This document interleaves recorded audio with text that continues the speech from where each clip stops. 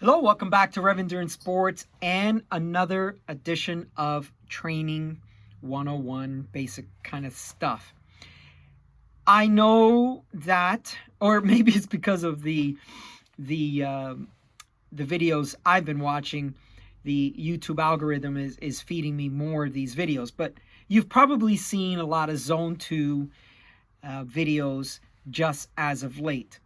Now, I watch quite a few of these videos from different folks just to get a different perspective on, maybe a scientific approach. Like, let's say I'm watching Peter Attia and Inigo San Milan, or maybe I'm watching a coach who's, coaches athletes and that's his perspective and so on. But when you see enough of the same common ideology or threads of it, then you can form your own opinion of it. But let's just cover briefly what Zone 2 is beneficial for and how you might be able to assess what your Zone 2 is.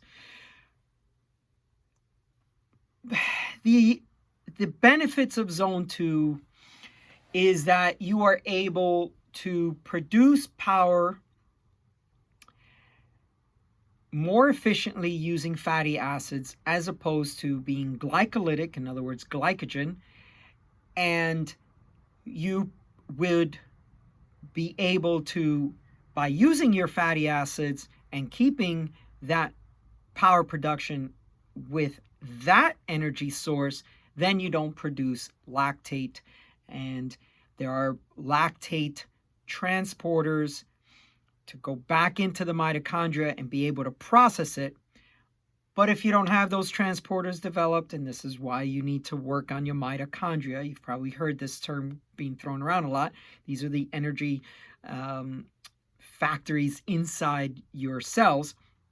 If you don't have those transporters to bring the lactate back into the cell and then use it as an energy source, then when you overburden that system, then the lactate goes out through the rest of your body, and that's how you feel your legs stiffening up and having a tough time doing a hard effort, a threshold effort, or something like that. So that's the benefit of it. And if you're able to ride at your Zone 2 for a longer period of time and you develop that mitochondria, your speed, for those who don't have power meters, your speed increases. If you have a power meter, well, then your powers would increase without producing lactate or too much lactate. And, there are people that I watch and they kind of give you that very basic explanation. And that's what I'm trying to provide today, just a very basic explanation.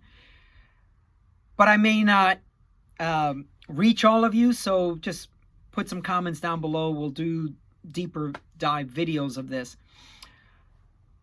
So how do you find your Zone 2? I suggest at the bare minimum you have a heart rate monitor, but let's just say you don't have a heart rate monitor. Old school method, and oh, by the way, this used to be called LSD, right? Long steady distance. It doesn't mean slow. Long steady distance. Winter month training. Everyone has, or anyone that's been around a while knows that that's what it used to be called. Now it's called Zone 2, but the principle is the same. The body never changed. It's just the terminology changed, but the body and how how you stress it and how it rebuilds and how, and let's cover this real quick. When you train, you stress your body. When you when you are not training, that stress drops off and your fitness increases. Then you stress your body again, and then when you recover, good night's sleep or time off the bike, that's when you're getting more fit and more fitness. So the stress is bad, or the training is actually bad for your body. It's a stressor. And then when you recover, that's when you gain fitness. So, hammering all the time, or, multiple days of riding, like a stage race, that really depletes your body.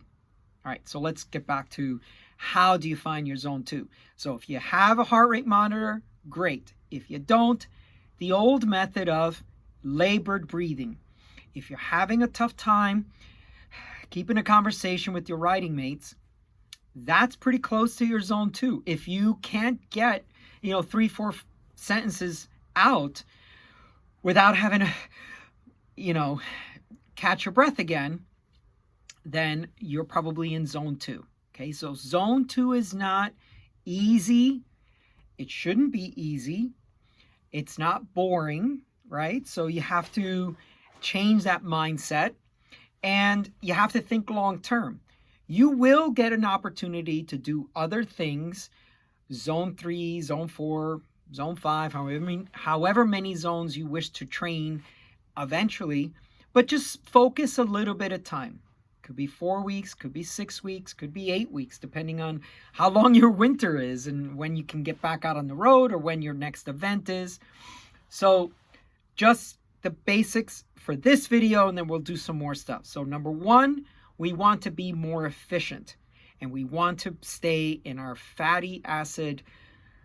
We want to use fatty acids for power production, reduce the amount of lactate, if any.